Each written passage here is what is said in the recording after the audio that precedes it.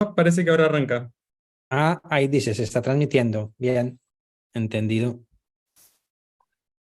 Ahí ya, buenísimo, Guido. Sí, parecería que sí. No, Bueno, ¿te idea. bajó? Pero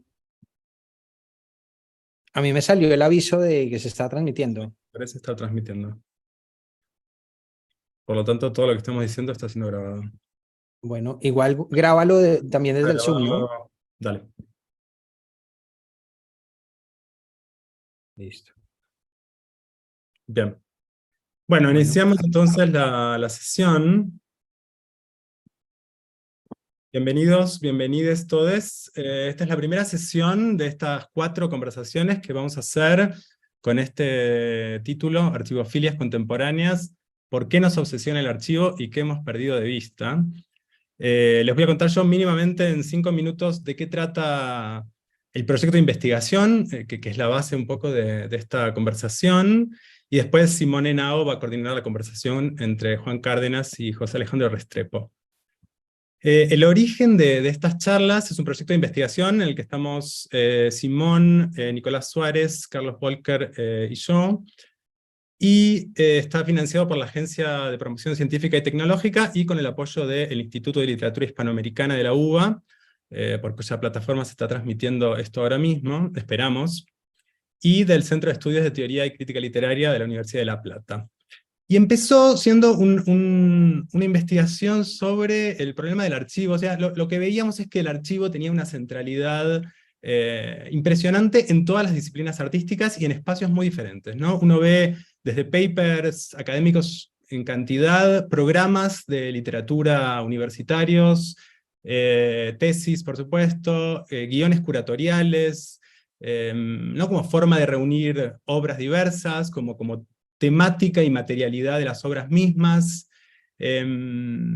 programas de festivales de cine, ¿no? En el cine mismo como tal aparece muy presente, por supuesto también en la filosofía y en la teoría del arte, ¿no? De las que se nutren de algún modo todas estas otras disciplinas, y nos preguntábamos a qué se debe, ¿no? Esta ubicuidad del concepto del archivo y qué está pensando el concepto del archivo. ¿Qué estamos haciendo un poco, ¿no? Con el archivo? Y teníamos la sensación de que era un buen momento para hacer esta pregunta, porque por un lado sentimos que está en su momento de mayor auge, ¿no? De mayor circulación, pero también sentimos que hay un principio de malestar. Quiero decir, el término se sigue usando y se usa con énfasis, no se naturalizó su uso, me parece que todavía se le intenta dar una fuerza significativa, digamos, no es como decir texto, por ejemplo, que ya digamos, no singulariza en absoluto nada. Archivo todavía guarda una fuerza, creo, pero a la vez, incluso de parte de la gente que viene trabajando la cuestión del archivo hace muchos años, hay, me parece, ya una sensación de saturación, ¿no? Y por lo tanto creo que es un momento para preguntarse por qué pasó, qué está pasando con el archivo. Y una cuestión que notamos un poco en relación con esto es que el archivo aparecía muchas veces en contextos donde en otra época hubiéramos esperado el concepto de tradición, ¿no? Se puede hablar de archivo judeocristiano, archivo latinoamericano, ¿no? A menudo recubriendo cuestiones que aparecían vinculadas al concepto de tradición, mientras que el concepto de tradición, me parece que estaremos de acuerdo en que no se usa, no se invoca con la fuerza que tenía el concepto de tradición en otra época, ¿no? Si pensamos en los proyectos de fundar una tradición nacional, fundar una tradición latinoamericana, hasta los años, no sé, 60, 70, me parece, ¿no?, que podemos ver que es un concepto que está en un cierto declive, y entonces nos interesó ver si a través del concepto de tradición podíamos pensar el concepto de archivo, y viceversa, si a través del concepto de archivo podíamos pensar también el concepto de tradición, ¿no? Y pensar en qué medida estamos hablando de 2 épocas, ¿no? Y en qué medida pensar esta relación nos permite pensar algunas transformaciones del arte en nuestra época, ¿no? La primera y más inmediata que connotan ambos conceptos es la relación con el pasado, ¿no? La pregunta de qué forma tiene el pasado, qué contenidos pertenecen al pasado en principio de una disciplina, podríamos pensar, ¿no? El pasado de la literatura, pensado a través, ¿no?, del concepto de tradición y de archivo, y inmediatamente, en la medida en que uno postula un pasado, postula una comunidad también, ¿no? Esa era la otra cuestión que nos interesaba, porque también nos daba la impresión de que en los conceptos de tradición y de archivo había relaciones diferentes de los participantes de una cultura o de un arte con el pasado y con la comunidad, ¿no? Así, muy brevemente, algunas de las diferencias que nosotros veíamos, ¿no?, son que, digamos, en el modelo de la tradición uno podría pensar que hay una idea de unidad o de síntesis del pasado, ¿no?, o de los materiales de los que se habla, ¿no? Mientras que en el archivo aparece más una idea de heterogeneidad constitutiva, ¿no?, sin intento de síntesis. Hay una relación diferente, un poco en lo que decía en relación a su relación con la comunidad, en cuanto a que la tradición parece postular una pertenencia, ¿no? Para hablar en una tradición hay que pertenecer a ella, y de algún modo trabajar con los materiales de una tradición es inscribirse, ¿no? Mientras que el archivo parece tener otra lógica, ¿no?, más vinculada a la apropiación o al uso, ¿no?, donde no hay la misma relación, me da la impresión. Y un tercer elemento que quería así sugerir, pero más como pregunta realmente, es la cuestión del futuro, ¿no? De qué modo aparece el futuro en el modelo de la tradición, y de qué modo pensamos hoy el futuro, la relación del arte con la comunidad, con el futuro, ¿no? En este camino un poco de investigación nos interesó ver qué escuchaban, qué pensaban otros, ¿no? De qué modo recibían estos conceptos, si los pensaban o los sentían como herramientas o como demandas, o como ambos. Y armamos estas 4 charlas. Esta, como ustedes saben, está dedicada a Colombia, y tenemos a Juan Cárdenas y José Alejandro Restrepo. Les cuento brevemente cuáles son las 3 que siguen. El 18 de octubre es una sesión dedicada a Argentina con Javier Villa, que es curador del Mamba, y Alejandra Laera, que es una investigadora de literatura argentina y crítica literaria. El 27 de octubre está dedicada a México, y van a estar Luis Felipe Fabre, poeta y escritor, y Valeria Añón, que es una investigadora de literatura colonial. Y el 28 de noviembre la sesión está dedicada a Chile, y van a estar Mario Verdugo y Cintia Rimsky. Les paso únicamente para terminar el correo del proyecto por cualquier cosa, o si alguien ve este video y quiere saber los datos de conexión de las próximas sesiones, que es tradicionyarchivo, todo junto, @gmail.com. Bueno, esa es la introducción. Les paso entonces con Simón para que coordine la conversación. Gracias. Bueno, muchas gracias, Guido. Buenas tardes a todos y a todas. Muchas gracias por acompañarnos en este primer encuentro del ciclo que acaba de sintetizar Guido. Para nosotros es, por supuesto, una alegría muy grande poder conversar con nuestros invitados de hoy, no solamente porque son 2 figuras muy relevantes del arte y de la literatura latinoamericana, sino porque de alguna manera las problemáticas que venimos trabajando y que ha mencionado Guido recién en el grupo de investigación acerca del archivo y la tradición y las tensiones, digamos, epistémicas que pueden generarse de estas 2 categorías, son problemas que sabemos que nuestros invitados de alguna manera han abordado de maneras, digamos, múltiples, diferentes y distintas en épocas, digamos, de su creación, de la producción de su obra, ¿no?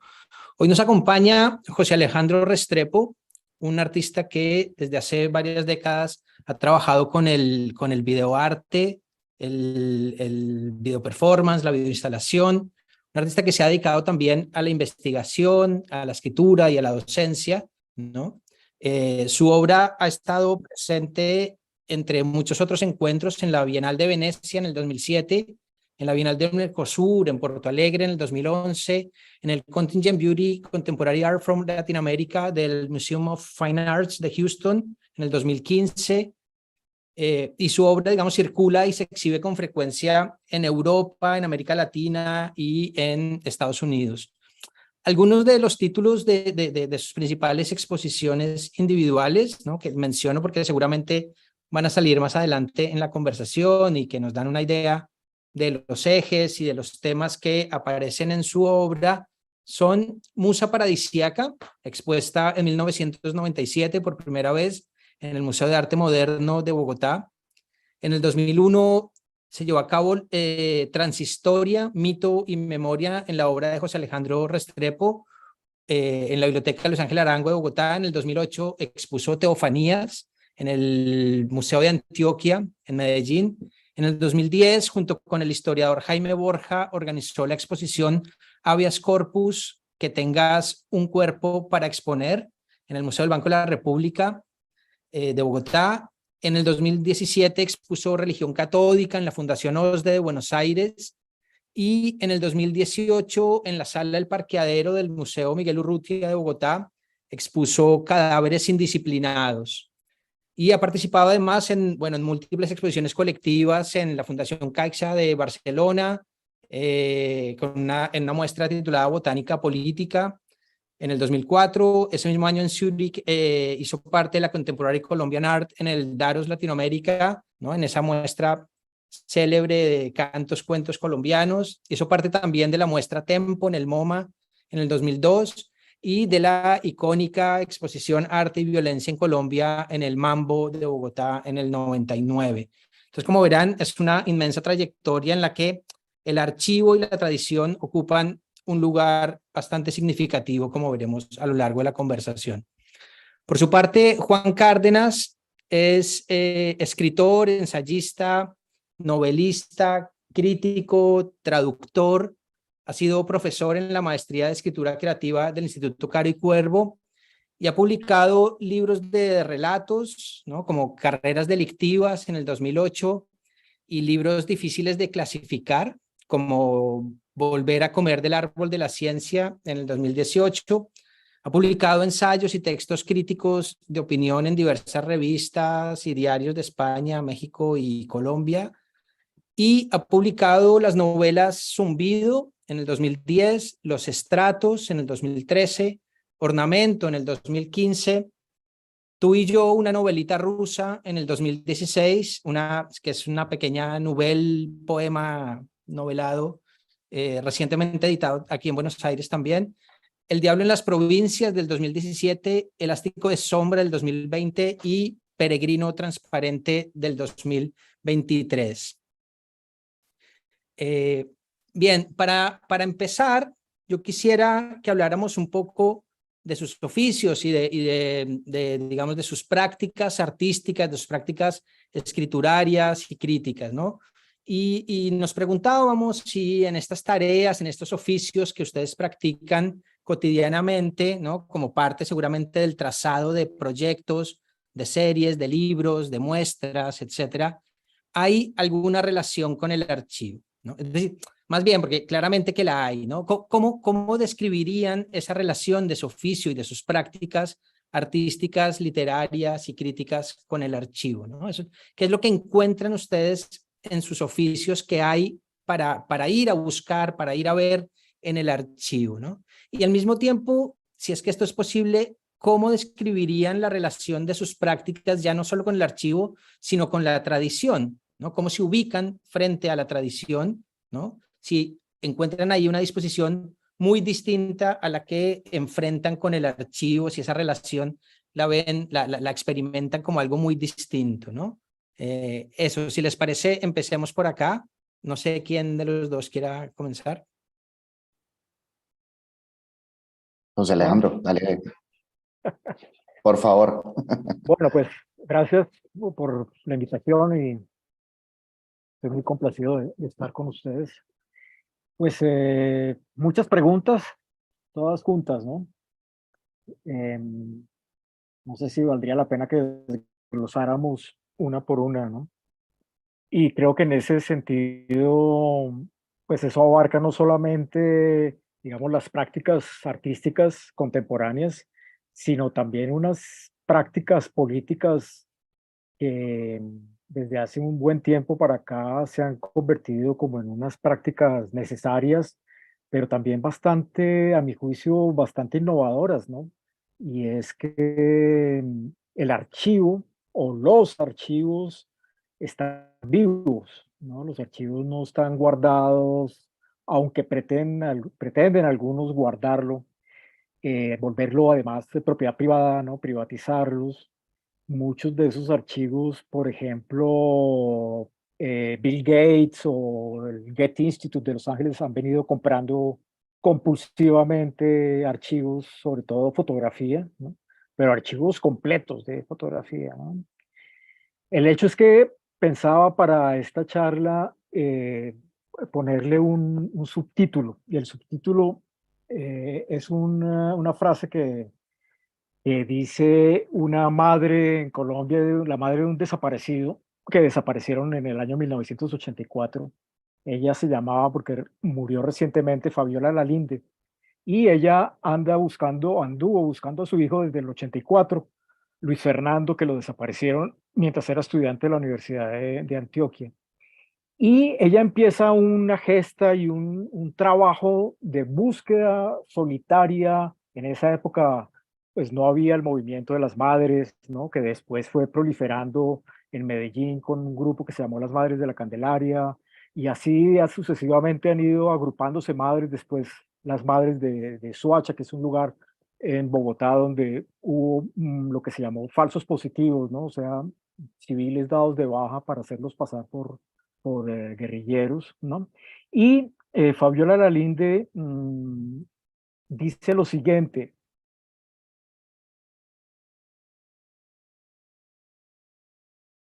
dice, hagan hablar al archivo, no dejen que guarde silencio, ¿no?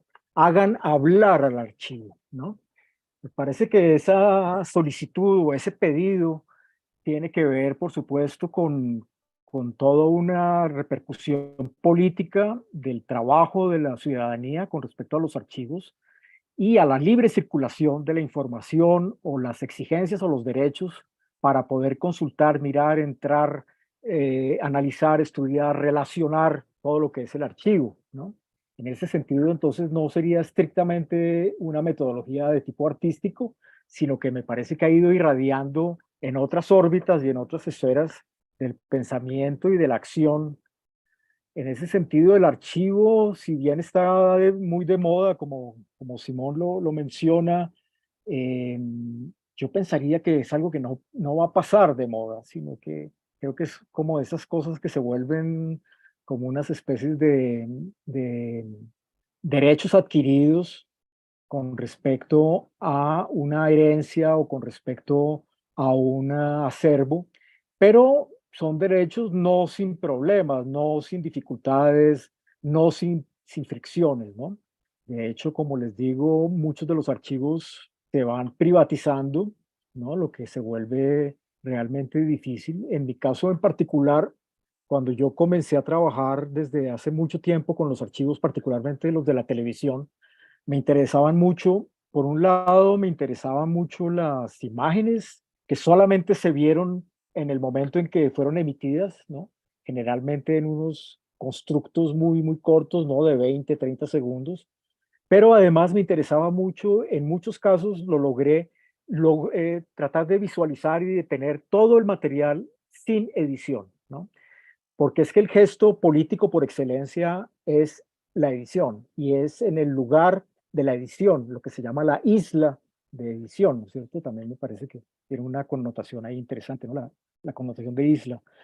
Pero eso cada vez se fue volviendo más difícil, el acceso más restringido, incluso comenzaron a cobrar, y eso que antes era más o menos fácil, gratuito, hoy en día es una de las fuentes de ingreso económico más importante de las programadoras de televisión, ¿no? Cobrar sus materiales, y los cobran por segundo o por minuto, ¿no? Eso es una cantidad de dinero implicado en una investigación, por ejemplo. Siempre me ha parecido extraordinario cuando antes un documentalista podía hacerlo mucho más fácil. Hoy en día requiere de un capital bien grande para lograr pagar todos estos costos de lo que significa acceder a los materiales de archivo, ¿no?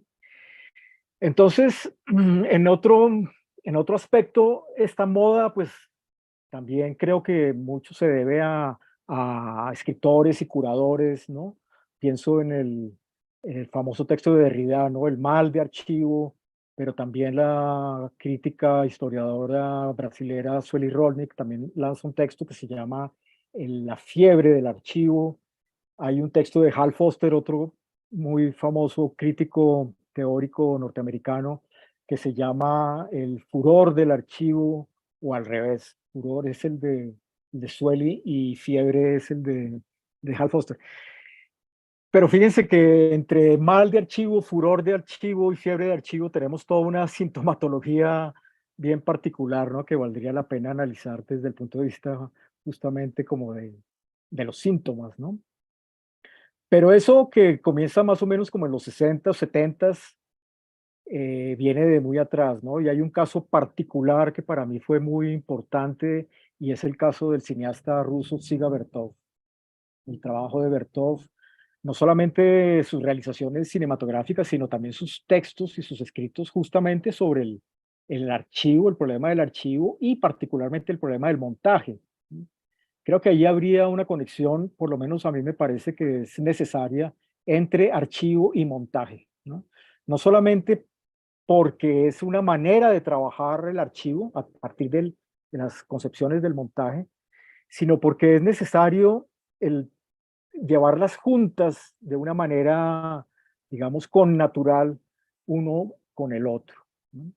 Los textos de Bertov pues son fabulosos, son fantásticos, los de Eisenstein, su contemporáneo, antes amigos, después acérrimos enemigos. Pero los textos de Bertov también nos iluminan mucho sobre ese trabajo que él hace a partir de los fragmentos de cine que recoge él como eh, periodista prácticamente, ¿no? Y trabajos de cine que le mandan los corresponsales de la Unión Soviética, y él en ese laboratorio de edición, en esa isla de la edición, hace ese trabajo de montaje desde el punto de vista creativo, desde el punto de vista artístico, que lo hizo famoso, ¿no? No solamente el hombre de la cámara, sino otra cantidad de trabajos. Y creo que eso fue, digamos, como una línea que podría continuarse con los trabajos de Dada, del dadaísmo, después con cierta vanguardia, cine estructuralista, el trabajo que se hace con materiales recogidos, encontrados, algún trabajo de Godard también en ese sentido, una obra inmensa, la de Arun Farocki.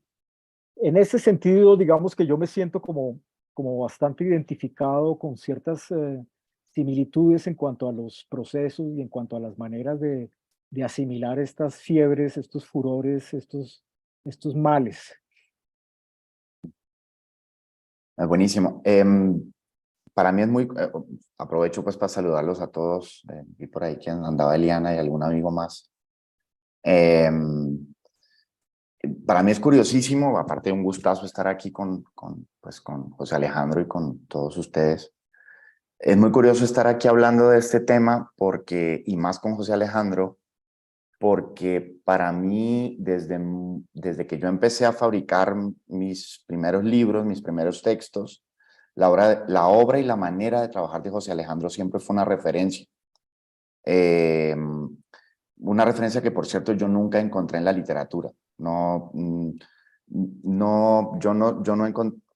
Digamos, posteriormente encontré cosas que podían encajar ahí, pero al principio, cuando yo era muy joven, empecé a trabajar y a fabricar mis textos, yo no encontraba una referencia a alguien que pudiera trabajar como trabajaba José Alejandro. Entonces, porque claro, quizá conviene que lo contemos para quien no haya visto una instalación de José Alejandro, no haya tenido la ocasión de estar allí. Es como, obvio, te enfrentas a los materiales que un artista / archivador ha dispuesto ahí delante tuyo para que vos recorras ese espacio a partir de esos objetos. Pero al mismo tiempo, claro, uno dice, la pregunta que te salta permanentemente cuando te vas moviendo entre esos objetos que el archivador o el archivista ha puesto ahí en el espacio es, bueno, pero ¿cuál es la narrativa? ¿Cuál es el texto? ¿Cuál es el hilo? En ese, hagamos hablar al archivo qué es lo que el archivo está diciendo, ¿no? Y obviamente la respuesta a eso siempre es una respuesta absolutamente compleja, difícil. El archivo está diciendo un montón de cosas al mismo tiempo, incluso puede estar diciendo cosas contradictorias, ¿no? Y creo que en ese sentido me parece importante como marcar ahí la diferencia entre ese tipo de procedimiento que hace hablar al archivo en un lenguaje que a mí me gusta pensar que se acerca al de la alegoría, ¿no? Es un lenguaje más alegórico que si quieres, un lenguaje que quiera ceñir los objetos, los documentos que componen ese archivo a un discurso previamente fabricado o a una especie como de doctrina o, bueno, o incluso pues de, no sé, de eslogans, que me parece que eso, al menos a título personal, es la molestia que yo vengo sintiendo en los últimos años cuando me acerco a ver obras de arte contemporáneo, sobre todo, o cine, donde el archivo tiene un peso o un papel preponderante. Es esta cosa de, uno nota que la persona montó el archivo para contarte un cuentito, ¿no? Uno nota que la gente montó el archivo, tal, pero en el fondo ya tenía muy claro cómo iba a organizar sus testimonios, sus denuncias, por eso me voy a quedar colgado de una de las cosas que dijo José Alejandro, de esta relación entre montaje y archivo, que justamente creo que ahí se juega qué es lo que el archivo está diciendo, cómo lo está diciendo. Entonces, creo yo, y esto insisto que es una molestia personal de los últimos tiempos, como evidentemente el archivo se volvió una cosa muy extendida, una práctica muy popular entre artistas, cineastas, escritores, etcétera. Eh, eh, Esa molestia tiene que ver con la sensación de que las piezas que componen el archivo han sido instrumentalizadas para un relato prefabricado. Y eso obviamente no es lo que ocurre en las instalaciones de José Alejandro. Y otro ejemplo que me gustaría dar, que también para mí fue muy importante en mis inicios trabajando con documentos, es el de Pedro G. Romero. Pedro G. Romero, un artista español que también trabaja con archivos. Él tiene hace muchos años un proyecto que se llama, básicamente él hace archivos, ¿no? Tiene un proyecto que se llama Archivo FX, que es una especie como de archivo absolutamente loco, grandísimo. Lo pueden buscar allí en Pedro G. Romero, Archivo FX. Y es un archivo que él ha montado una especie como de atlas nemocine en clave barburgiana, pero mezclando imágenes que en cierto modo están asociadas a la historia de la iconoclastia, es decir, a la destrucción de las imágenes. Es un archivo como de la destrucción, acerca de la destrucción de las imágenes. La iconoclastia, que por cierto también es un asunto que le interesa mucho a José Alejandro. Bueno, pero todo esto simplemente para decir que todos estos trabajos siempre han estado allí muy presentes. Y a mí me gustaría añadir otra cosa, digamos, dos particularidades, una personal y otra que tiene que ver más bien con una sugerencia conceptual. Y la primera particularidad, esta que es personal, es que curiosamente, a diferencia de lo que le sucede, por ejemplo, a Pedro G. o a José Alejandro, que arman, fabrican estos archivos y estos archivos quedan, pues son parte fundamental, digamos, de la instalación de la obra.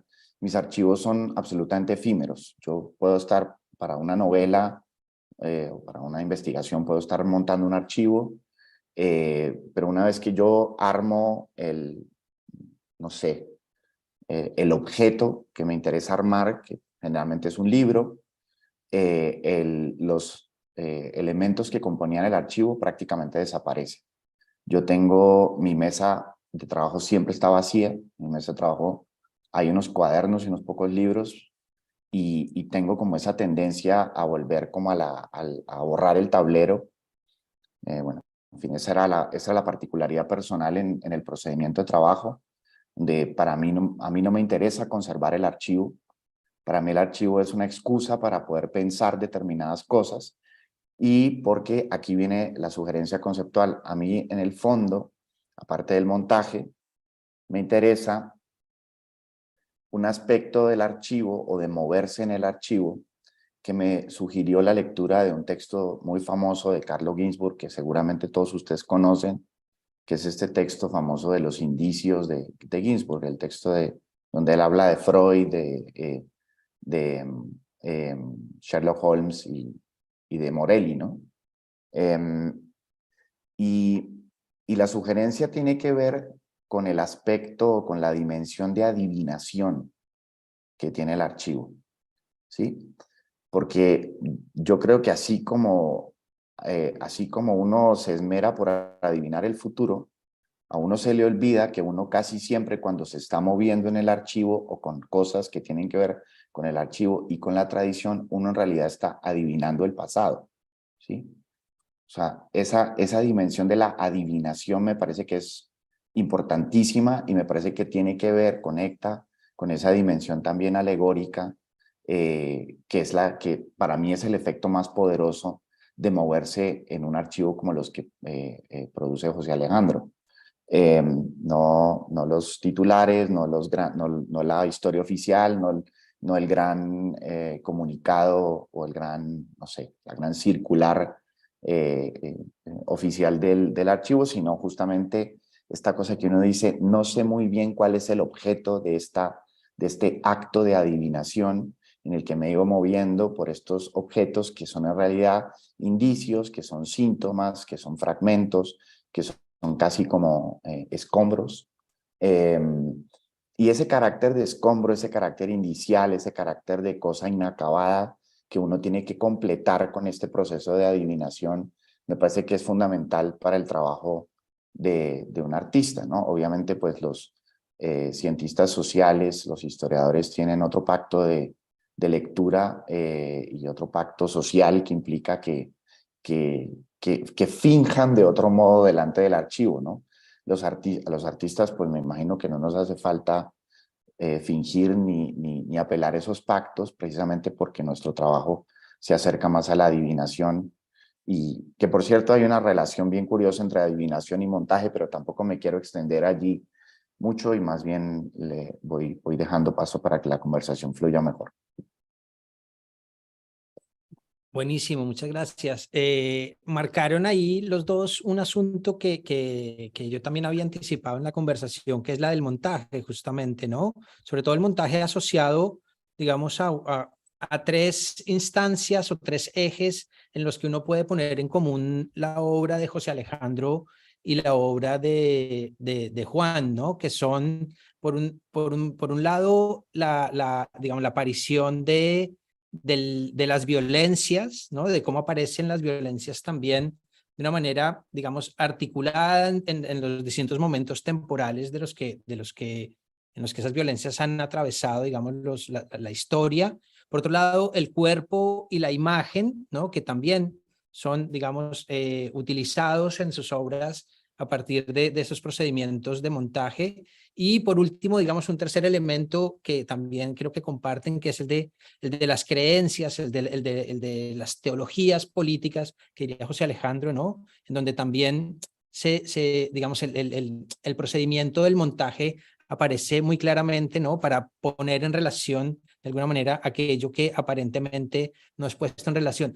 Es muy interesante lo que marca Juan de cómo en la obra de José Alejandro, mientras que en la obra de José Alejandro, ese archivo o esa documentación a partir de la cual se genera ese procedimiento de montaje, hace parte de la obra misma y es expuesto también dentro de la obra.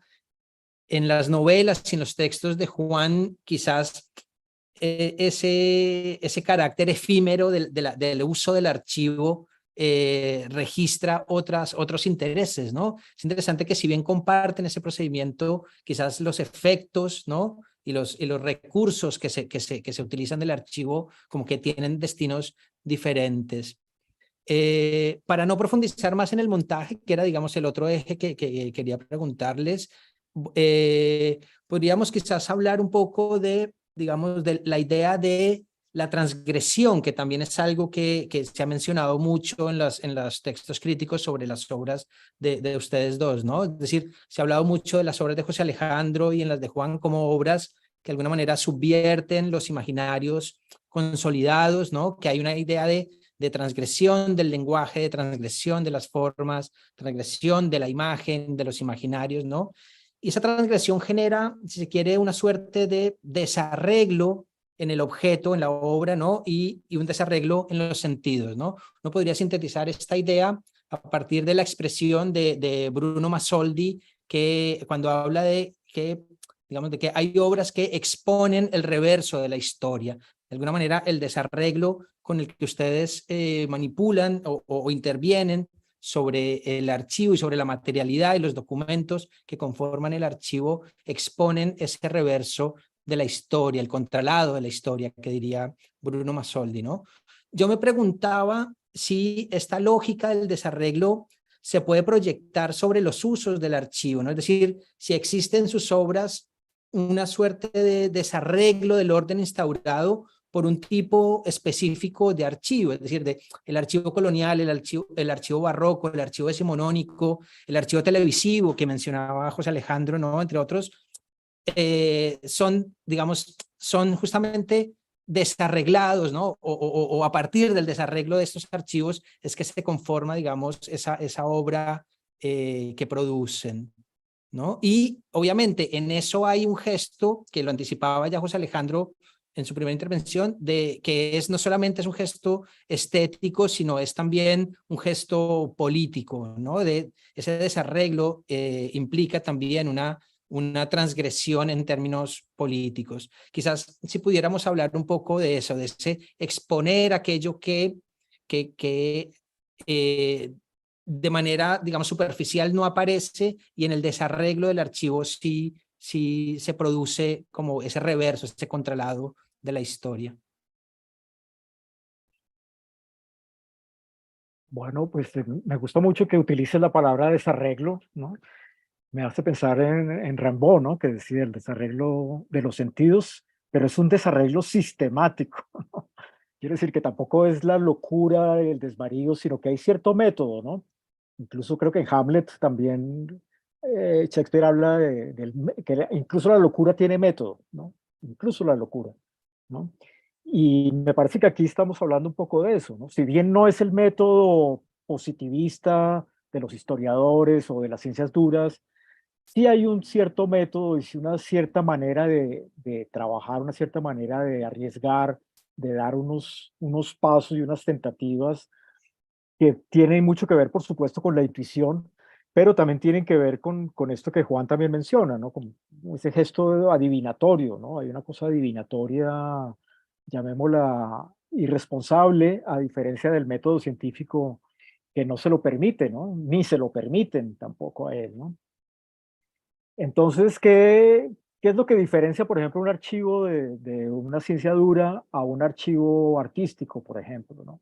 De pronto no mucho en sí mismo como archivo, lo que lo diferencia es la manera de activarlo y la manera de provocar esos choques, esas colisiones entre los materiales, que a mi manera de ver es lo que produce algo, ¿no? Es decir, tú puedes tener un archivo absolutamente fabuloso, pero si es inerte, pues no tiene ningún interés, a no ser de que sea una especie de banco de imágenes, un banco de sonidos, ¿no? Y subrayo la palabra banco, ¿no? Porque justamente ahí está inmiscuido todo el sistema del capital simbólico, pero también de la acumulación de capital en base a un archivo, ¿no?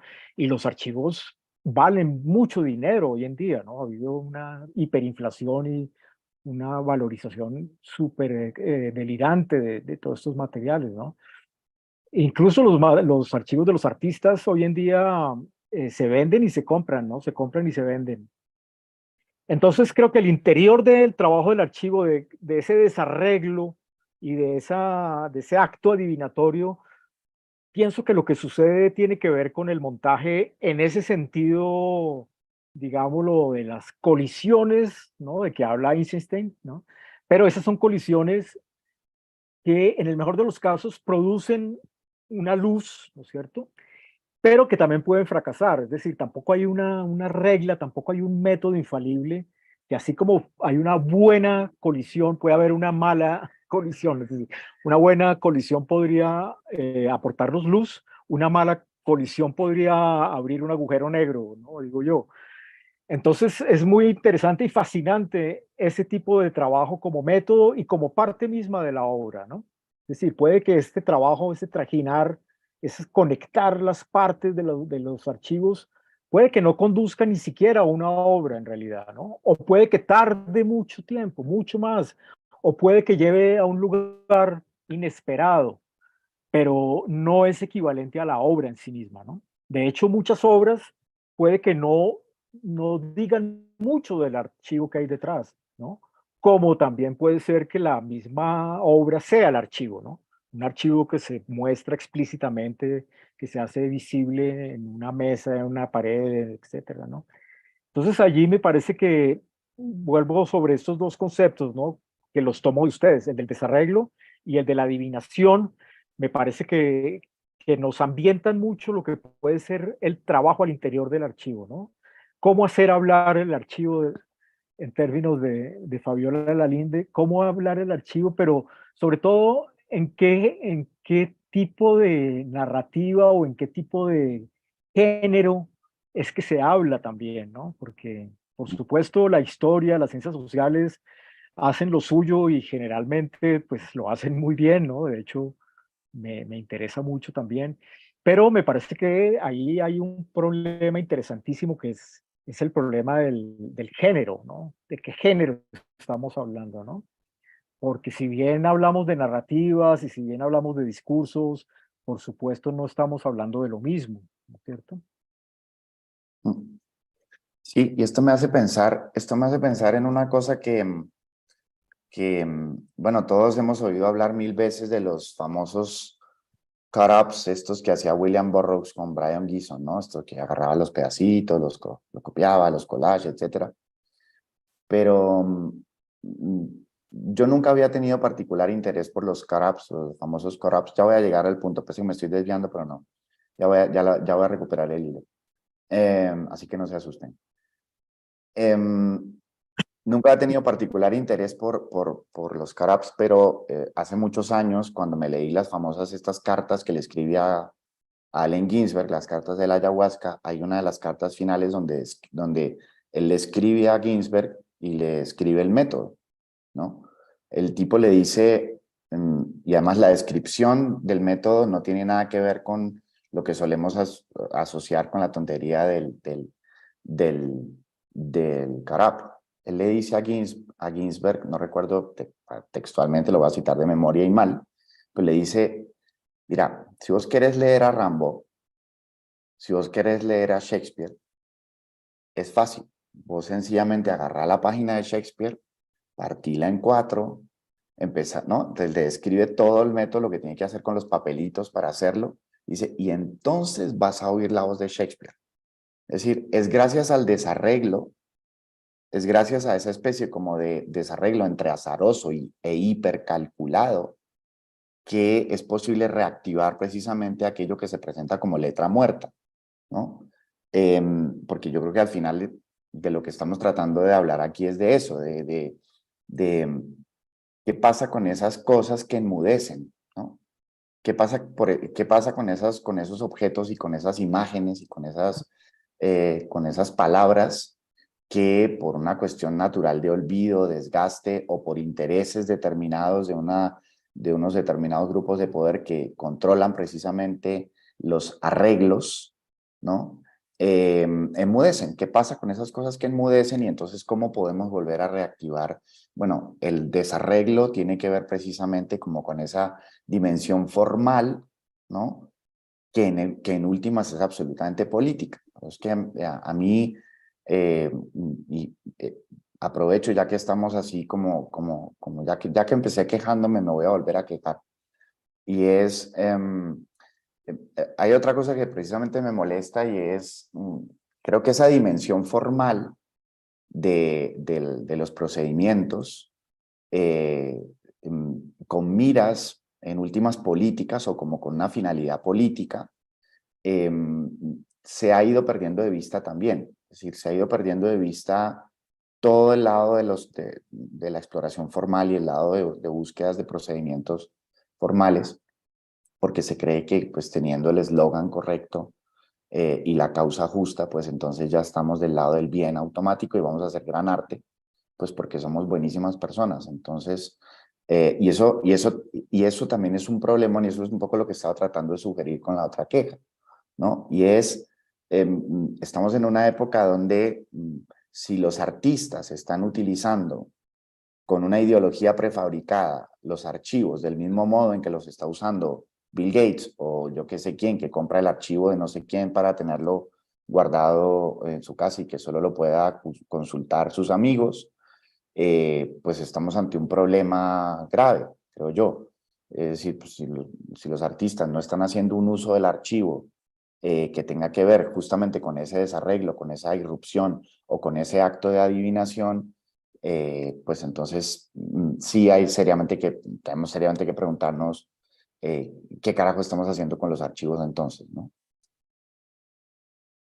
Claro, un poco esa es la pregunta que nos hace, digamos, que funda un poco el espíritu del grupo de investigación, ¿no? Ese agotamiento ya de la presencia del archivo que de alguna manera estandariza las intervenciones sobre el archivo, ¿no? Y uno puede pensar en infinidad de películas, ¿no? Que trabajan con imágenes de archivo y que lo que hacen es, en lugar de desarreglar ese archivo, ordenar, ¿no? O arreglar su propio discurso, como de alguna manera marcaba Juan. Y ahí aparece otra cuestión que, digamos, a mí personalmente me interesa mucho trabajar, que tiene que ver con la relación entre ese desarreglo y la posibilidad de que ese hacer hablar el archivo sea también traer al presente ese pasado que de alguna manera está situado, materializado en el archivo, ¿no? Y pienso ahora en dos obras quizás muy precisas, no tanto para que hablemos de ellas, pero como ejemplo para ver si me ayudan un poco a aclarar esta idea, ¿no? Una de cada uno, como para pensar esto.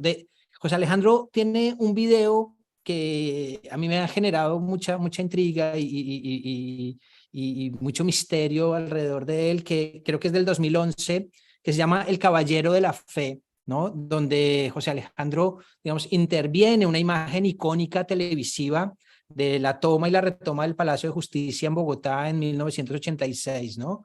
Y ahí José Alejandro, 85. del 85. 85, sí, perdón. Y ahí José Alejandro agarra la imagen del hombre, esa famosa imagen del hombre de las palomas, ¿no? Y la interviene, la pone en blanco y negro, la ralentiza, ¿no? Le superpone, digamos, unos textos extraídos de Temblor y de Temor y Temblor de Kierkegaard, ¿no? Y a eso le suma un prólogo sonoro, ¿no? Que también aparece en texto de una llamada telefónica entre dos militares sobre los asesinatos sistemáticos a civiles que hacen pasar por guerrilleros y que se conocen mediáticamente como los falsos positivos, ¿no? Que hicieron parte de la doctrina de seguridad democrática de los gobiernos de Uribe entre el 2002 y el 2010, ¿no? Sí. Y hay ahí varios gestos, ¿no? Pero principalmente está ese gesto de, me parece a mí, de una intervención en los tiempos, ¿no? En la temporalidad, ¿no? O sea, Alejandro ahí interviene esa temporalidad que le brinda el archivo, ¿no? Ese archivo televisivo, ese archivo noticioso que registra ese evento del 85, ¿no? Y produce una temporalidad otra muy extraña, ¿no? Una sobreposición de temporalidades que genera, para sintetizar la idea, genera una acumulación, ¿no? Algo de este estilo parece, uno podría pensar, digamos, análogamente, sucede en la última novela de Juan, ¿no? En Peregrino Transparente, donde esta voz ensayística del narrador / autor, en esa ambigüedad, en esa incerteza, en ese, ¿no? En esa como en ese deshacimiento de su propia, no sé, registro, ¿no?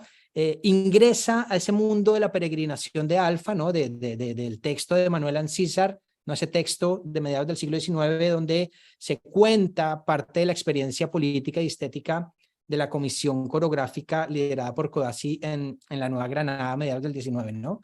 Y hay allí también una forma de intervenir esa temporalidad y de traerla, ¿no? Pero no traerla a la manera de una novela histórica, ¿no? Ni nada parecido a eso, sino de traerla al presente de vuelta, para desordenarla, ¿no? Para desordenar ese registro histórico, ¿no? Para descolocar ese pasado y de alguna manera uno puede pensar que al usar el archivo, al intervenirlo y al desordenarlo, ¿no? No se está representando ese archivo, ese pasado que el archivo, que la lógica del archivo contiene, ¿no? Si es que es posible pensar que el archivo contiene en su materialidad una temporalidad específica, ¿no? Sino que uno puede pensar más bien que al usarlo, al intervenirlo, al desordenarlo, lo que se presenta es de vuelta este tiempo distinto, ¿no? Un tiempo que en esa intervención justamente deja de ser pasado, ¿no?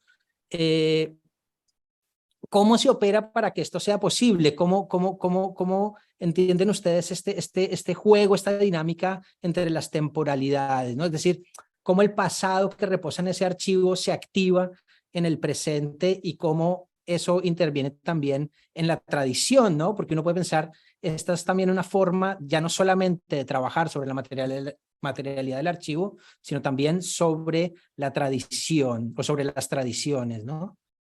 No sé si se entiende la idea. Sí, se entiende. José Alejandro, vos querés. Bueno, pues muchas cosas ahí, ¿no? Yo sigo pensando en ese encuentro fantástico y fortuito entre el desarreglo y la adivinación, y quizás la figura que podría aparecer allí es la figura del duende, ¿no? Mm, Digamos, hay duende, cuando hay duende pasa algo, ¿no? Entonces, eso que yo llamé antes colisión, podría ser incluso mucho más sutil que una colisión, ¿no? Puede ser apenas un deslizamiento de sentido, ¿no? Que creo que es lo que yo operé en ese trabajo del Caballero de la Fe. Para contextualizar un poco, para las personas que no tendrían por qué saberlo, esa toma del Palacio de Justicia por el M-19 fue repelida brutalmente por el ejército con bombardeos, incendios, más de 100 muertos, desaparecidos, etcétera. Y en un momento dado, aparece en la plaza, eso fue en la Plaza de Bolívar, aparece un señor vestido con un smoking y entra a semejante escenario de guerra a darle de comer a las palomas.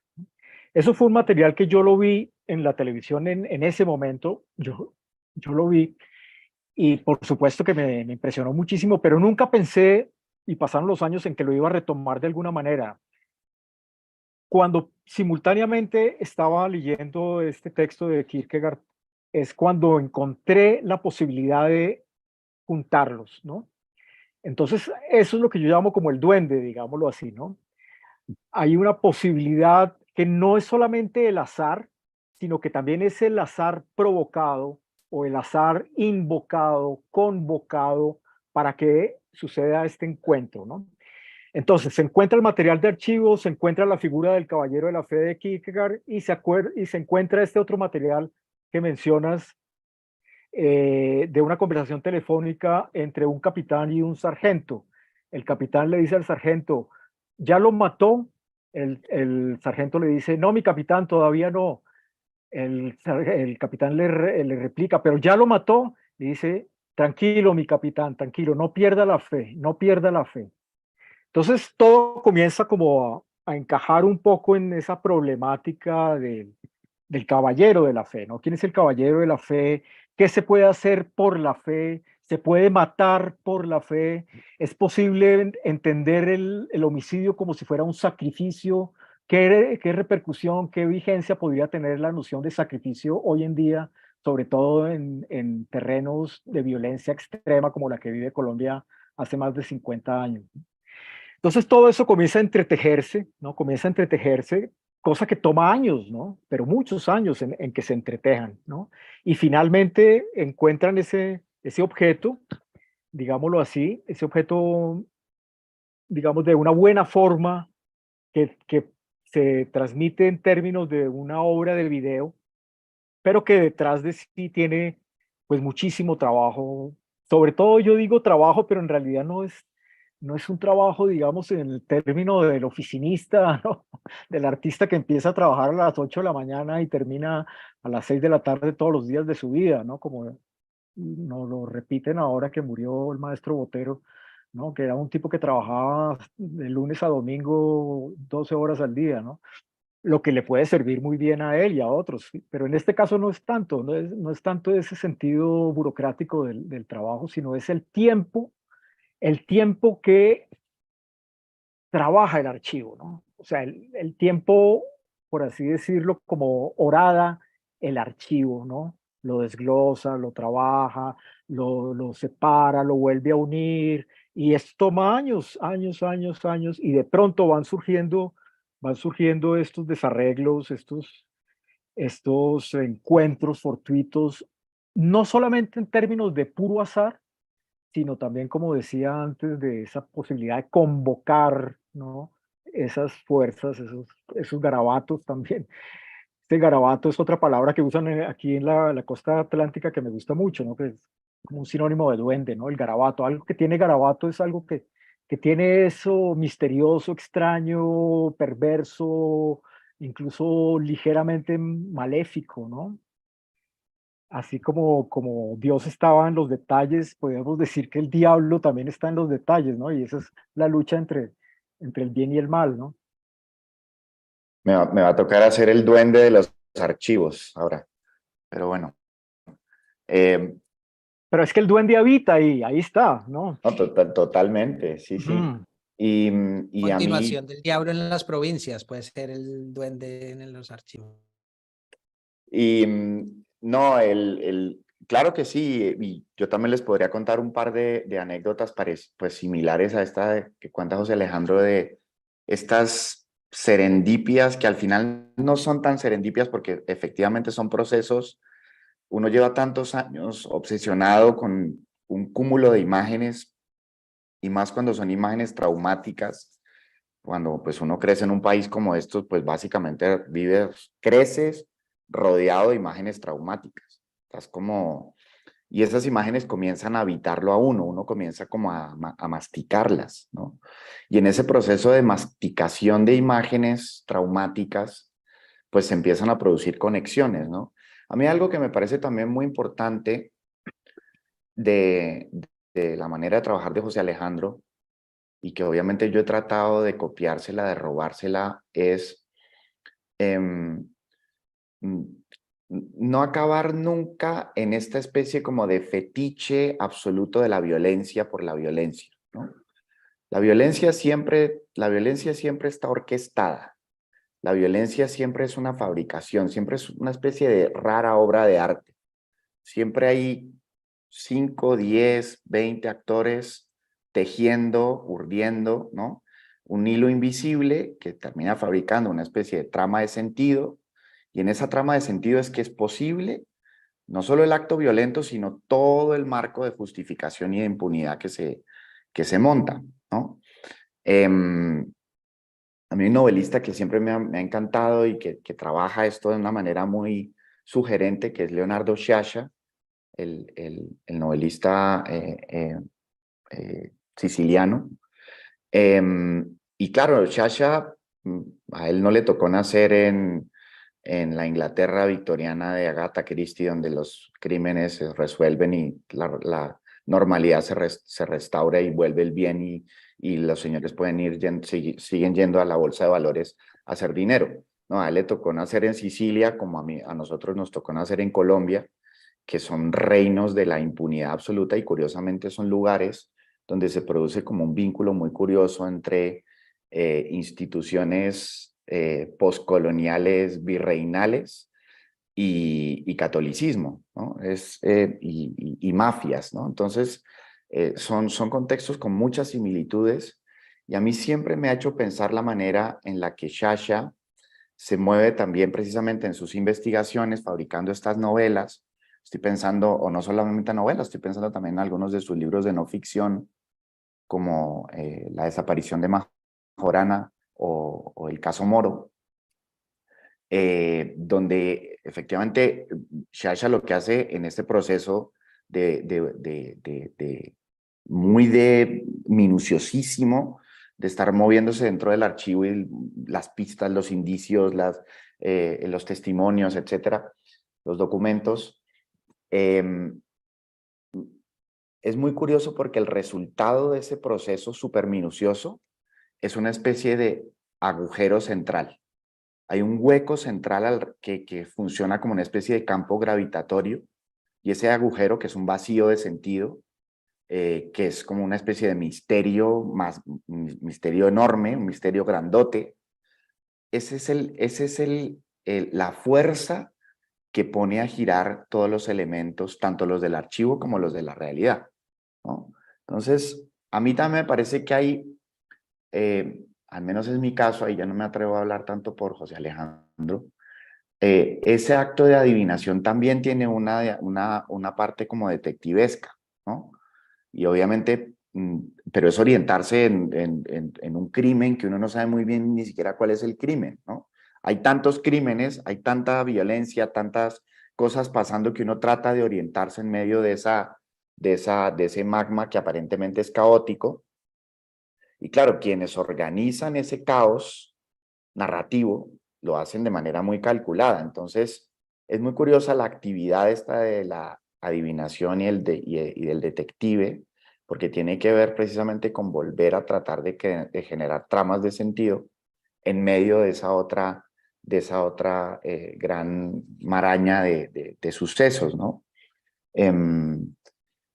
Bueno, ahorita luego les cuento una anécdota de una cosa que pasa aquí en Colombia con un exfiscal, pero no me quiero enrollar tanto con eso, más bien se las cuento después. Dale, Simón, si quieres. Bueno, muchas gracias. No, estaba pensando en digamos, ese relato detectivesco que sin cadáver, que sin muerto, digamos, que dice Juan, que un poco se puede jugar también con el cadáver indisciplinado, los cadáveres indisciplinados de José Alejandro, ¿no? Que no se quedan quietos, que circulan, que rotan, que son transhistóricos de alguna manera, para usar también un término cercano a José Alejandro.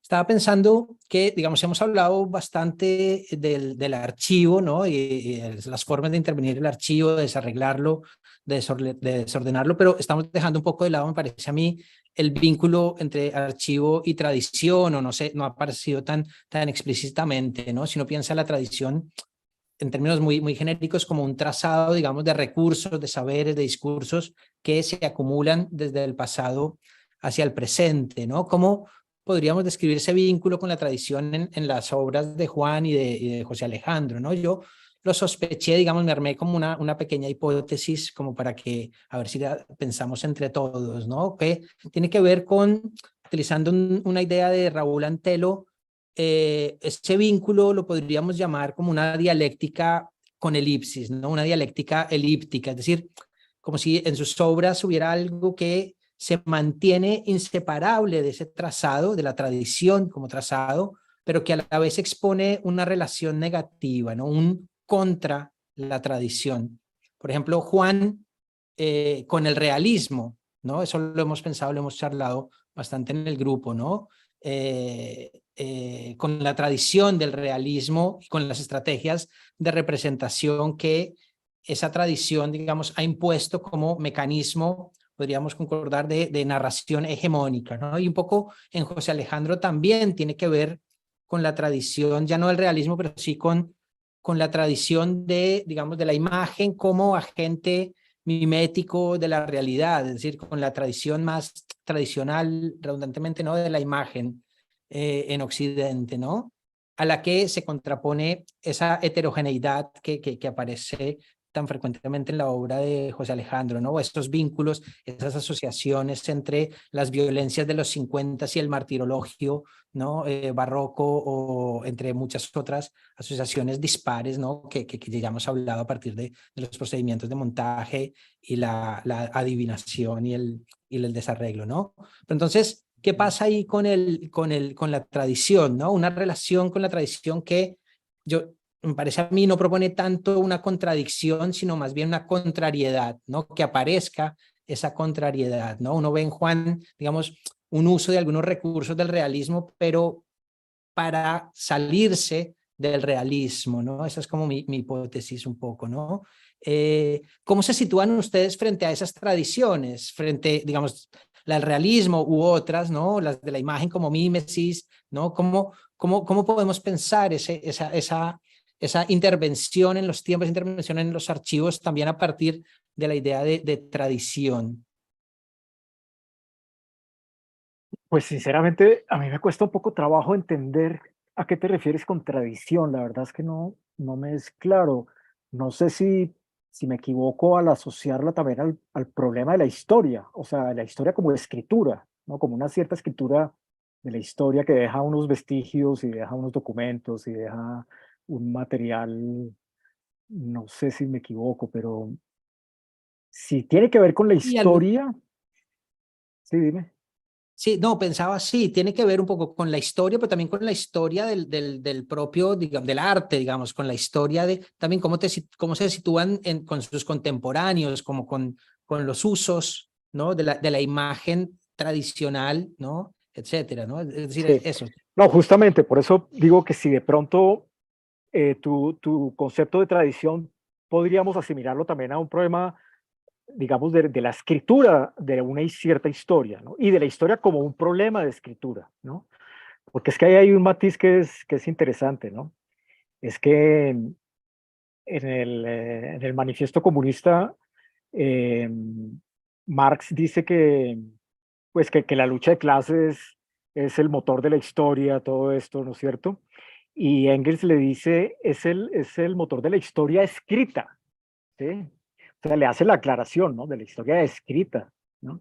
Y eso me parece que es fundamental, porque es que lo que nosotros concebimos como historia es muy raro, porque es que no sabemos qué es eso, ¿no? Sabemos que es la historia escrita, porque la historia escrita está en los libros, es una narración, generalmente es una narración, ya que ahí también hay otro problema fundamental, ¿no? ¿Por qué pensar que la historia tiene que ser narrativa, ¿no? Y sobre todo en qué términos de narración, ¿no? Aristotélicos, ¿no es cierto? Con una unidad y un principio, un desarrollo, un clímax, ¿no? Y una resolución del conflicto, ¿no? Estamos tan asimilados en esos cánones aristotélicos, ¿no? Que nos es difícil escapar, ¿no? Quizás allí podría yo encontrar como una entrada, un intersticio, ¿no? Y es pensar cómo romper esos moldes, digamos, del aristotelismo en términos de la creación de un audiovisual, ¿no? O de un material que no es narrativo, ¿no? Y que no solamente no es narrativo, sino que explora otro tipo de maneras de entrar dentro del universo del audiovisual, ¿no? Que no es en términos aristotélicos, ¿no? En ese sentido, sí iría contra cierta tradición, ¿no? Y de hecho, los inicios del videoarte, las críticas que le hacían eran despiadadas, ¿no? Como que ahí no se cuenta nada, que no pasa nada, que es el arte del tedio, ¿no? Porque no está contando una historia, ¿no? Justamente, deliberadamente, no está contando una historia. Está explorando otras maneras de estar y de inscribirse en el tiempo, ¿no? Y en la temporalidad, en la duración, ¿no? Eso después, poco a poco, después de muchos años, por no decir décadas, se fue infiltrando en otra serie de manifestaciones, ¿no? Entonces ya hoy en día quizás los mismos cineastas que eran los principales enemigos del videoarte han asimilado sin darse cuenta o deliberadamente lo han asimilado muchas cosas del videoarte, ¿no? No solamente en términos de los manejos, de las duraciones, de las rupturas de las narrativas convencionales, de lo expansivo en términos de la disposición y de la exposición de sus materiales, ¿no? Por ejemplo, el documental expandido, ese tipo de cosas que vienen de la tradición del arte plástico y de las artes visuales, ¿no? Pero en su momento los conflictos eran tremendos con eso, ¿no?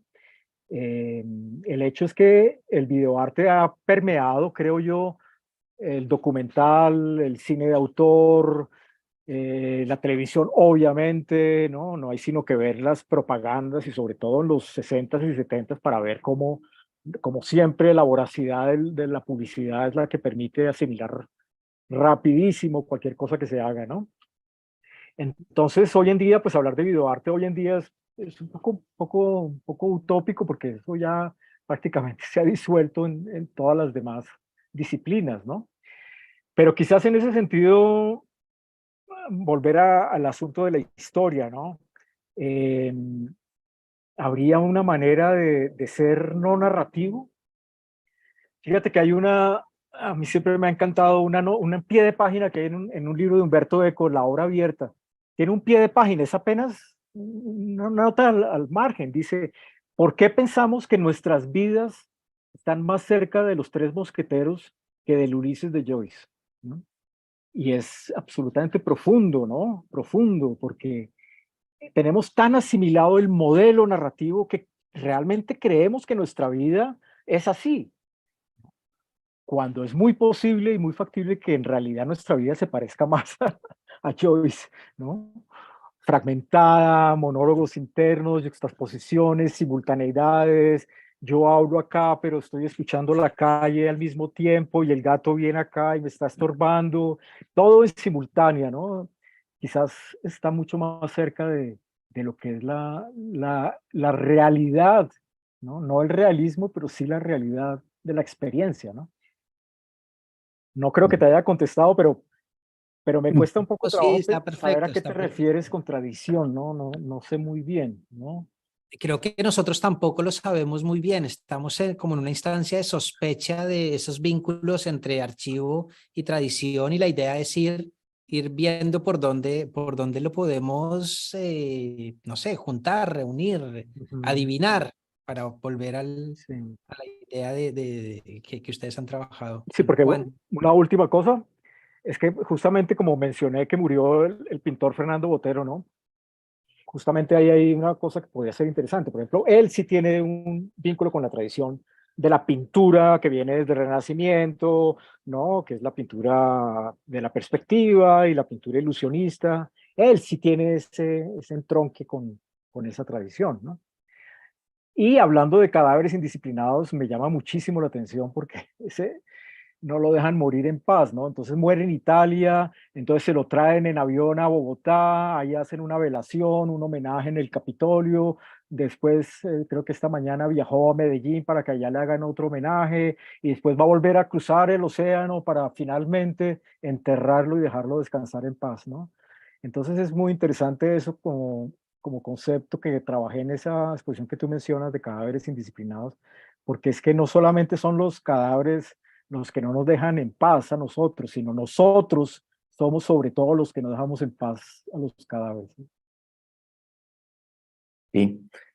Uf, tantísimas vainas para comentar, a ver si logro decir algo medianamente coherente. Siempre que me hablan de tradición, yo pienso en dos cosas, ¿no? Uno, me acuerdo pues de esa expresión famosa de Benjamin en las tesis de la historia, cuando él habla de la tradición de los oprimidos, ¿no? Que es un concepto que a mí me parece muy, bueno, en ese texto Benjamin habla de la tradición de los oprimidos de una manera un poco pesimista, muy en línea con el tono general del texto, pues por obvias razones, el pobre estaba en un momento difícil, el mundo estaba en un momento difícil, va, el mundo todavía está en un momento difícil. Pero me refiero digamos, me encanta pensar siempre el hecho de que eh, ¿por qué la literatura no se la considera como parte de la tradición de los oprimidos? ¿Por qué la literatura o el arte casi que de manera automática queda siempre del lado de la otra tradición, ¿no? Esa tradición con mayúsculas que se va como formando, de esa cosa medio canónica.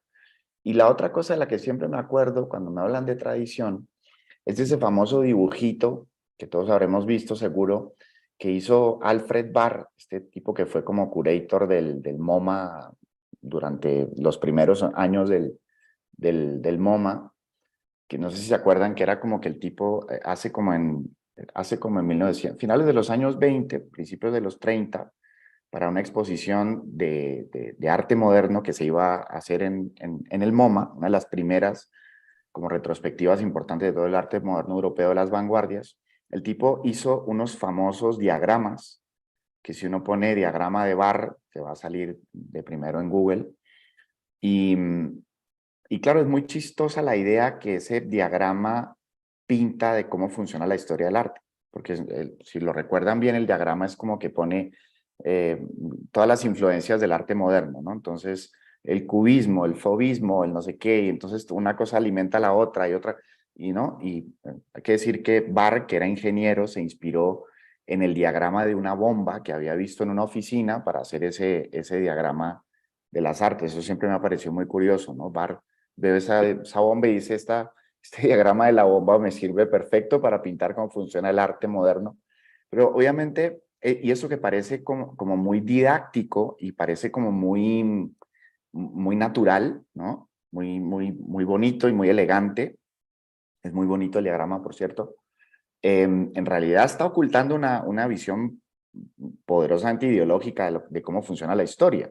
Te está diciendo que el arte sencillamente, pues es esa idea de tradición del maestro Botero, una cosa alimenta a la otra y la otra alimenta a la otra y el otro alimenta, ¿no? Entonces no hay ningún tipo como de disputa, ahí no hay negociaciones, no hay guerras, no hay mayores movimientos espirituales trascendentales o digámoslo así, poderosos que puedan remecer el espíritu. No, el arte es sencillamente una sucesión de escuelas, de estilos que se influyen unos a otros. Entonces ese flujo absolutamente armónico y apolíneo del arte, pues me parece que obviamente contra eso, pues si hay que rebelarse contra algo es contra eso, ¿no?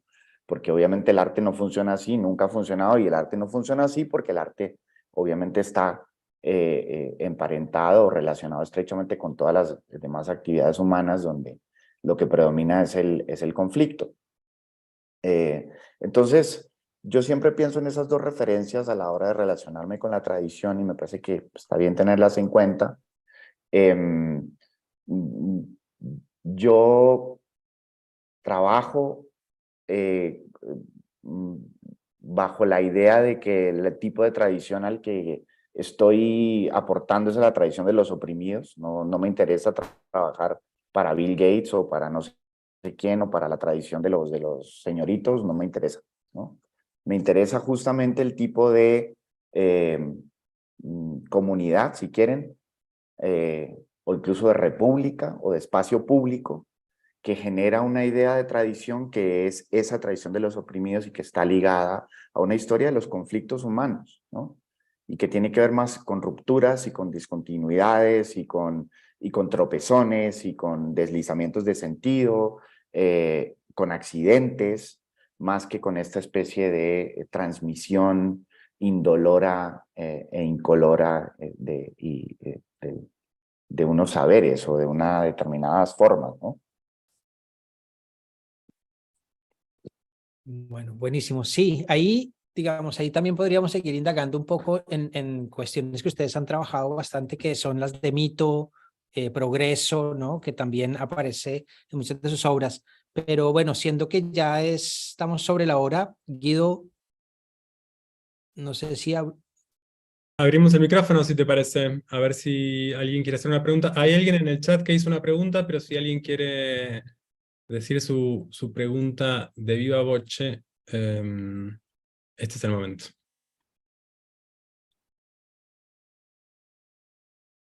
Y ahí hay alguien ahí levantando. Ah, Carolina Sánchez. Ajá. Adelante, Carolina, desmuteate. Gracias.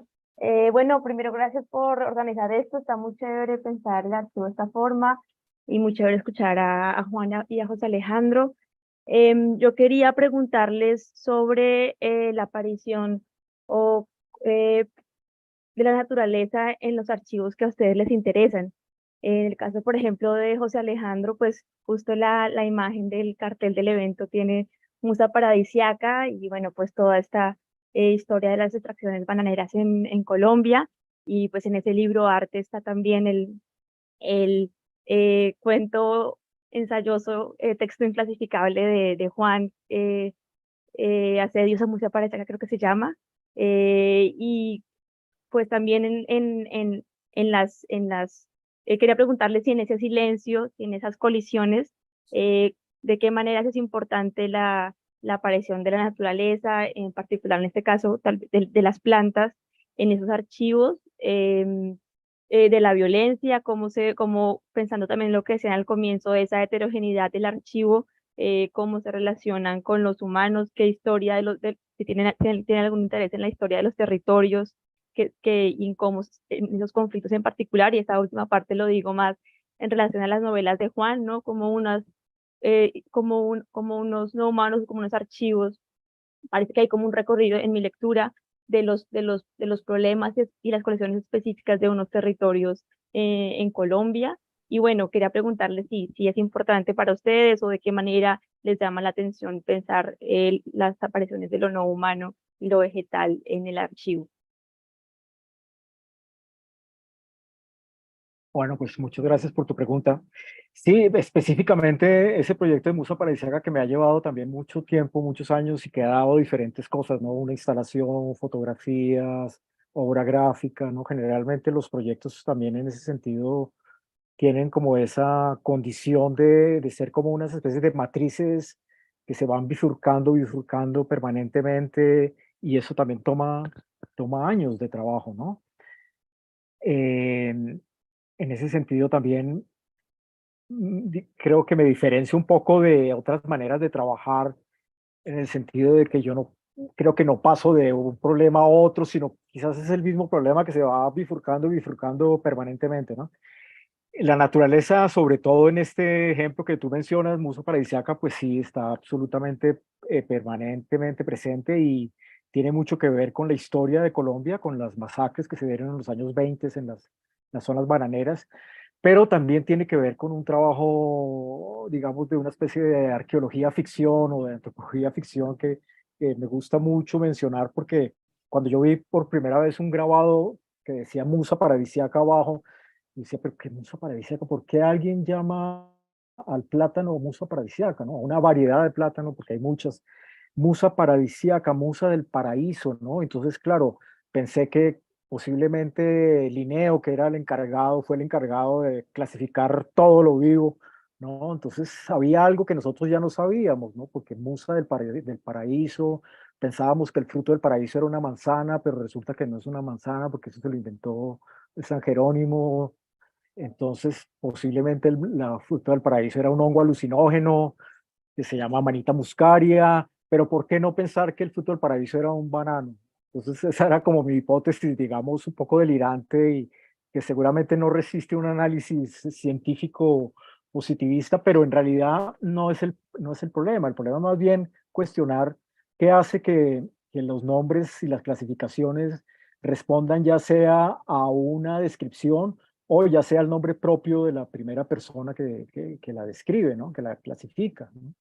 En ese sentido, pues mi trabajo ahí tenía que ver con ese deslizamiento del sentido, ¿no? Y conectar esta ficción de que el fruto del paraíso era el banano, conectarlo con las depredaciones de los años 20, con la violencia paramilitar de los años 80 y 90 en la misma región donde se da este fruto paradisiaco, ¿no? Porque realmente es un fruto paradisiaco. Si no, no existiría Chiquita Brands ni las grandes multinacionales del banano, ¿no? Entonces ahí hay ese trabajo de conexiones entre diferentes, digamos, disciplinas, frentes, materiales, esa conjugación y ese vuelva a barajar los materiales y vuelva a dar juego, ¿no? Quizás es un poco lo que está trabajando esa obra desde Linneo, pasando por la masacre de los años 20 a las masacres más recientes de los finales de los 80s y 90s en la zona bananera en Colombia. Y a mí me cuesta un montón responder esta pregunta porque la cuestión de o sea, yo también trabajo obsesivamente como en los mismos 5 o 4 temas durante muchos años y vuelvo a ellos y entonces de repente probablemente una misma investigación me permite producir también varios textos o varios tipos de textos y la naturaleza pues es uno de esos asuntos que pues que desde el principio de mi trabajo yo estoy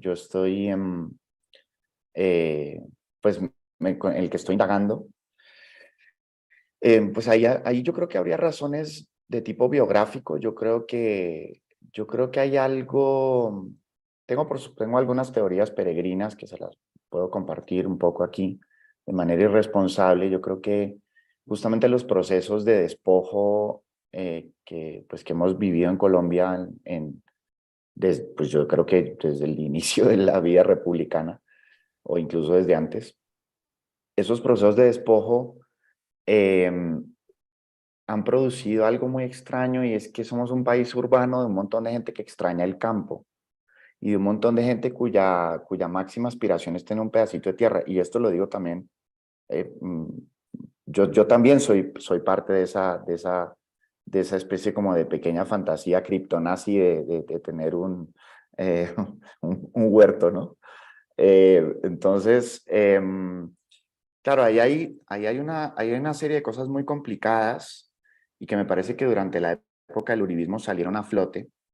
Todos los que son colombianos aquí recordarán que en la época del uribismo todos defendían la política criminal de la seguridad democrática, pues que entre otras cosas nos dejó estas ejecuciones extrajudiciales y nos dejó pues cientos y cientos y cientos y cientos de fenómenos de violencia terribles.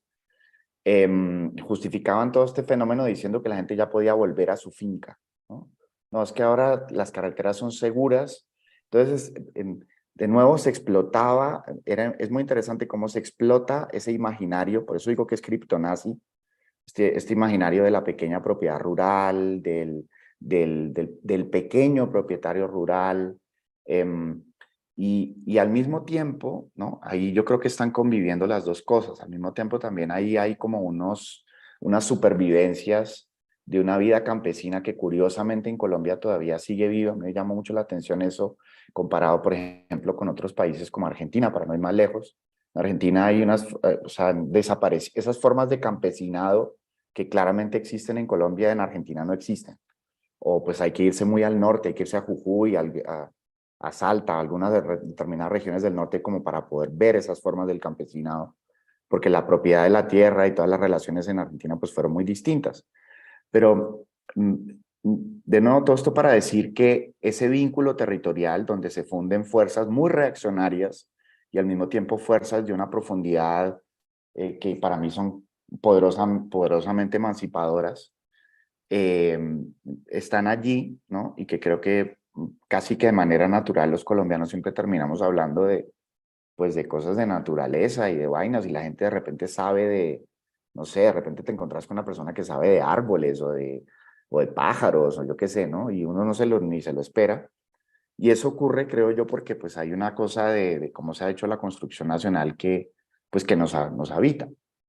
Esto es, por supuesto, es una teoría que lo mismo es completamente errónea, falsa y no sé qué, pero por lo menos a nivel personal es una de las razones por las que yo sospecho que el tema de la naturaleza vuelve y vuelve y vuelve y vuelve y vuelve y vuelve.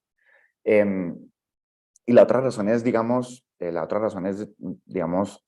eh, de tipo más intelectual. Es decir, a mí me interesa, yo claramente me eduqué o traté o hice un esfuerzo por educarme mirando el mundo desde una lógica marxista, no obviamente como quien se mete a una religión, sino que me parece que es como descripción, me sigue pareciendo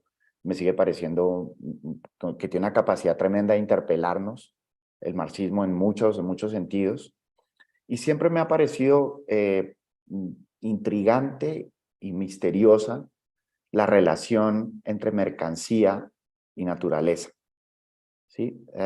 Ahí me parece que ¿por qué en un momento, y justamente en la época de Linneo, en la época de los grandes naturalistas, en la época de la explosión de la pintura de paisaje, en la época de la explosión de la pintura holandesa, que empieza a pintar los objetos que se traen de ultramar, etcétera?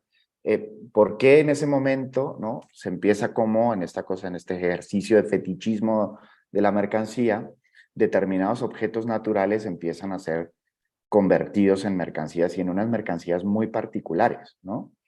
¿Y qué implicaciones tiene eso a nivel social, a nivel político? Siempre ha sido para mí como una fuente pues permanente de reflexiones y de búsquedas. Y yo creo que por ahí es lo único que se me ocurre responder a la pregunta buenísima, pero ya te digo, son intuiciones más que nada. Pues gracias. ¿Alguna otra pregunta?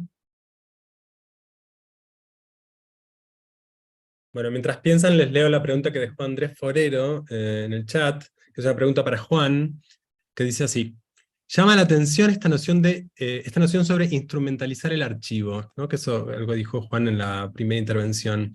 ¿Acaso hay un archivo no instrumentalizado? Un artista X, un escritor Y, un curador Z, concibe, desarrolla, procesa e interpreta un archivo desde su propia visión. En esa medida, siempre hay una instrumentalización. ¿Sería posible expandir a qué se refiere con instrumentalizar o no el archivo? Sí, gracias. Sí, obviamente me expliqué mal y con las prisas de hacer un argumento o exponer una idea se presta al malentendido, pero los malentendidos son totalmente bienvenidos siempre. Y no, me refería precisamente a que daba el ejemplo de las instalaciones de José Alejandro, porque cuando vos te estás moviendo por las instalaciones de José Alejandro, que son con archivo, y muchas de ellas, incluso muchas veces los documentos de archivo son literales, es decir, hay una mesa, y hay recortes de prensa, y hay pequeños objetos, y hay, etcétera, ¿no? En esos casos, en ese tipo de archivo, eh, digámoslo así, hay una especie de indisciplina, ¿no? Y por eso hablamos del desarreglo, por eso hablamos de la adivinación, es decir, hay unos procesos y una manera de montar unos objetos al lado de otros que nos permite como respirar, que nos permite justamente movernos entre los objetos y decir, bueno, ¿qué es lo que estos objetos están diciendo? ¿No? Entonces, no hay una enunciación muy clara, una enunciación taxativa, no hay unos altoparlantes desde los cuales se nos susurre cuál es el secreto del montaje, ¿no? En absoluto. A eso me estoy refiriendo cuando hablaba de instrumentalizar. Me refiero a que hoy en día sí que es posible ver un montón de trabajos que se hacen con archivo en el arte contemporáneo, en el cine o en la literatura, donde uno ve que no se dejó ese aire, donde el proceso de montaje está completamente subyugado para efectos de transmitir una determinada doctrina que generalmente es muy triste, pero suele ser una doctrina de moda que alguien les enseñó en una maestría en Estados Unidos o no sé. Entonces me refiero a eso, como que hay un montón de slogans, consignas, clichés, y yo digo que son eso, como que tienen un carácter doctrinario y casi hasta dogmático, y uno ve ahora casi que por doquier estos usos del archivo. Entonces a eso me refería, me interesaba como marcar la diferencia, pero ya digo que fue malentendido, ¿no? ¿Alguna otra pregunta? Si no, hago yo la última y apagamos la luz.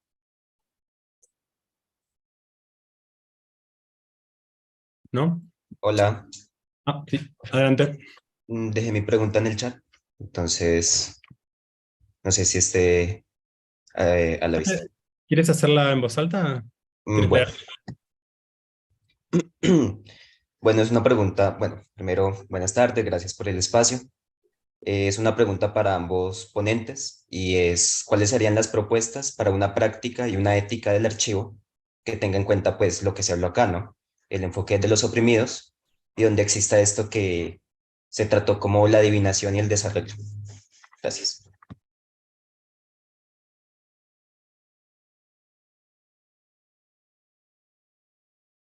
Dale, Juan. No, si el que hace archivos buenos sos vos, José Alejandro, yo los destruyo. ¿Qué ética de...? No, pero lo que sí puedo decir es que, pues no sé, yo creo que creo que ni me atrevo a decir que ni José Alejandro ni yo podemos hacer como un decálogo de prescripciones sobre los buenos usos o la deontología del archivo. Eh, yo no me siento en posición de hacer algo así, entre otras por lo que ya he dicho varias veces, que mi uso del archivo es absolutamente irresponsable y que esa irresponsabilidad tiene que ver un poco como con la cosa del carap, ¿no? De agarré esta cosa, la pegué con esto para que hable de otra manera y diga las cosas de otra manera y suscitar otro tipo como de audición, ¿no? Entonces, en ese sentido, pues quizá voy a decir algo, un oxímoron, que es pues una irresponsabilidad responsable, ¿no? O sea, claro, y responsabilidad toda la que haga falta, pero obviamente yo creo que, al menos en mi caso, yo tengo muy claro eh, con quién quiero hablar y con quién quiero trabajar y qué comunidad, mm, así sea utópica, estoy proyectando en mi imaginación en el momento de empezar a trabajar con estos materiales. Sí, de acuerdo, pues muy difícil hacer decálogos sobre esto, ¿no? De hecho, quizás es todo lo contrario de un decálogo. Es una caja de herramientas, sí, pero esa caja de herramientas no tiene modos de empleo. Quizás el único modo de empleo sería no seguir el modo de empleo, ¿no? Como utilizarlo a contrapelo, ¿no? Como citando a Benjamin, ¿no? Como usar eso a contrapelo. Porque de hecho las paradojas es que la paradoja fundamental, pienso en términos políticos, es que el mismo archivo le puede ser útil tanto a la extrema derecha como a la extrema izquierda. Es el mismo archivo en realidad, ¿no? En bruto, digámoslo así, ¿no? Es el mismo. Entonces lo que varía es la creatividad y la innovación de la conexión posible al interior del archivo, ¿no? Siempre me impresionó mucho un texto que le leía, creo que era uno de los fundadores de Forensic Architecture, ¿no? Que contaba que el pensum académico del ejército israelí tiene como lecturas obligadas a Baudrillard, a Paul Virilio, A ¿no? Deleuze, Todos los pensadores posmodernos, ¿no? mm, Todo eso enfocado a la destrucción de sus vecinos, ¿no es cierto? Entonces, ahí tampoco hay moral, digamos, no hay una ética posible, ¿no? Se puede utilizar para una cosa o para la otra. sí, absolutamente.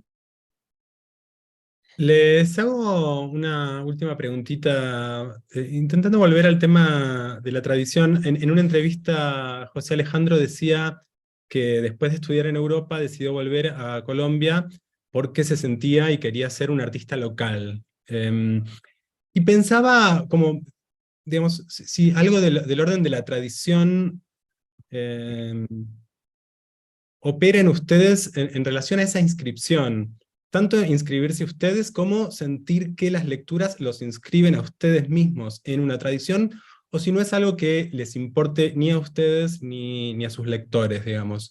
Quiero decir, en otra época me parece que esto hubiera sido muy, ¿no? Muy central, ¿no? ¿Qué lugar ocupa un escritor en relación a los escritores anteriores y qué camino indica para la literatura nacional? ¿No? ¿Esto es algo que se disolvió? ¿Sobrevive de algún modo? ¿Qué sensación tienen? Sí, vuelvo a mi dificultad con el concepto de la tradición, ¿no? Yo realmente no entiendo muy bien a qué se refieren. Lo que sí entiendo bien es que esa cita que tú haces, creo que fue la decisión más importante, más acertada que he hecho en mi vida. Y es que realmente no me interesaba ser un artista, llamémoslo internacional, ¿no? Y que haber tomado esa decisión me permitió no solamente encontrar mi manera de trabajar y mi manera de pensar y de actuar dentro del arte, sino que también de alguna manera es mi compromiso, digamos, lo visceral con este país, con este continente, ¿no? Y que ha rendido sus frutos, ¿no? De hecho, nuestro norte siempre fue el sur y cada vez más importante, ¿no? El sur. En eso me siento pues muy, digamos, como muy confiado y agradecido de haber tomado la decisión, ¿no? Quizás en ese sentido sería mi arraigo con la tradición, en ese sentido, de pensar que nuestro norte es el sur. Sí, yo respondería algo muy en esa misma línea, porque a mí me pasó algo parecido. Yo viví muchos años fuera de Colombia y en un momento yo tomé la decisión de volver. Había escrito mis primeras dos novelas estando fuera y decidí que ya no quería hacer eso, ¿no? Y entre otras cosas, esto quizá puede ser puramente anecdótico, pero entre otras cosas porque oía cómo hablaban los latinoamericanos que llevaban muchas décadas viviendo en Europa y no me gustaba cómo hablaban. parecía horrible, que era un español muerto, como de cartón piedra. Entonces, y yo venía a Colombia o venía a América Latina, porque en realidad yo siempre he pensado que yo no volví a Colombia, sino que volví a América Latina. Y volví para conectarme y para generar como vínculos entre tradiciones nacionales. Para mí lo nacional tiene un papel importante, pero me parece que no determina por completo lo que yo hago. O sea, es decir, por ejemplo, no sé, mi trabajo tiene mucho que ver con cosas que puede hacer algún escritor brasileño, argentino o centroamericano, mucho más de lo que puede tener con escritores locales. Pero obviamente esa trama para mí era fundamental. Para mí era fundamental que esa trama latinoamericana se activara, ¿no? Y eso yo solo lo podía hacer pues viniendo para acá, ¿no? Entonces, sí que sigue siendo central, sigue siendo un motivo pues es parte del archivo, ¿no? Eso que llamamos lo nacional también es parte del archivo, ¿no? Pero claramente yo pienso desde acá, ¿no? Yo pienso todo desde acá y en un sentido realmente muy local, ¿no? Y hasta territorial. Muchas de mis novelas se sitúan en un espacio geográfico indeterminado. No tiene un nombre, porque es curioso, porque no tiene un nombre. Región Pacífico le llaman, pero no es del todo, porque eso también implica una parte andina y una parte amazónica. Entonces, no sé, este pedazo de acá, desde donde pienso el mundo, ¿no? Y desde donde me interesa generar como la posibilidad de traducir experiencias a cosas que suceden en otros lugares de América Latina. Eso es como mi interés. Mi interés es ese de redes como intelectuales y conceptuales con ese espacio raro que se llama América Latina. Bueno, pues buenísimo. Nos quedamos con un montón de ideas y ¿no? de imágenes para seguir trabajando, indagando sobre estas tensiones entre archivo y tradición. Así que nada, José Alejandro, Juan, muchísimas gracias por habernos acompañado, por todas las ideas que nos aportaron y esperamos vernos pronto, ojalá en vivo y en directo, ya sea aquí, allá o en algún lugar. Bueno, nada, y a todos los que nos acompañaron a la actividad también, muchas gracias por la presencia. Recuerden que nada, queda grabado en el canal del Instituto de Literatura Hispanoamericana y seguimos con el ciclo de charlas y conversaciones. Ya vía redes sociales estaremos compartiendo bien los datos. Así que nada, de nuevo, muchas gracias y esperamos vernos pronto. No, gracias a ustedes. Un abrazo y nos vemos pronto. Gracias. Chao. Chao, José, que estés bien. Chao, Juan. Nos vemos, chao.